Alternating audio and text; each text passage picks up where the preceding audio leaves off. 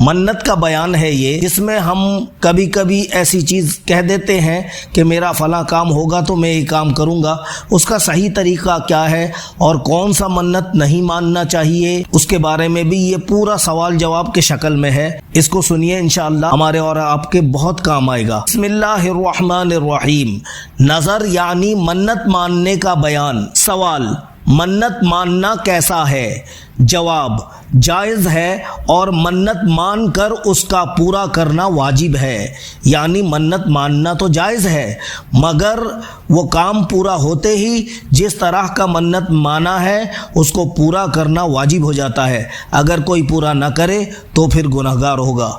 یہ اپنے مسلک کے معتبر علماء سے اس کے بارے میں تحقیق کر کے اس پر عمل کریں۔ سوال: کیا ہر منت کا پورا کرنا واجب ہے؟ جواب: جو منت خلاف شرع بات کی نہ ہو اور اس کی شرطیں پائی جائیں اس کا پورا کرنا واجب ہے، اور جو منت کے خلاف شرع کام کی ہو اس کا پورا کرنا ناجائز ہے۔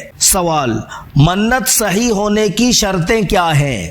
جواب: منت کسی عبادت کی ہو، مثال دے رہے ہیں۔ جواب: منت کسی عبادت کی ہو، مثلا میرا فلاں کام ہو گیا تو خدا کے واسطے 2 رکعت نماز پڑھوں گا، یا روزہ رکھوں گا، یا اتنے مسکینوں کو کھانا کھلاؤں گا، یا 1000 روپیہ صدقہ کروں گا، اور جس چیز کی منت مانی ہے وہ اس کی قدرت سے باہر نہ ہو، ورنہ منت صحیح نہ ہوگی۔ جیسے کوئی شخص کہے کہ میرا فلاں کام ہو گیا تو فلاں شخص کی دکان کا مال خیرات کر دوں گا۔ یہ دیکھیے، یہ مثال دیے ہیں۔ ایسی منت مان لینا جس میں قدرت نہ ہو کہ کسی دوسرے کا مال خیرات کر دینا، اس پر تو قدرت نہیں ہے اپنی، تو اسی لیے ایسا منت بھی صحیح نہیں ہے۔ یہ منت صحیح نہیں ہے کیونکہ کسی غیر کی دکان کا مال اس کی ملکیت نہیں ہے اور اس کی قدرت سے باہر ہے۔ اس کے علاوہ اور بھی شرطیں ہیں جو بڑی کتابوں میں تم پڑھو گے۔ یعنی یہاں موٹا موٹی بات بتا دیا گیا ہے، بڑی کتابیں اگر پڑھیں گے تو اس میں اور زیادہ مسائل آئیں گے۔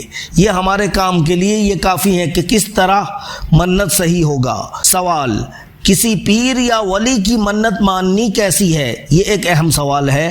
سوال: کسی پیر یا ولی کی منت ماننی کیسی ہے؟ جواب: خدا تعالی کے سوا کسی اور کی منت ماننی حرام ہے، کیونکہ منت بھی ایک طرح کی عبادت ہے، اور عبادت کا خدا تعالی کے سوا کوئی مستحق یعنی حقدار نہیں۔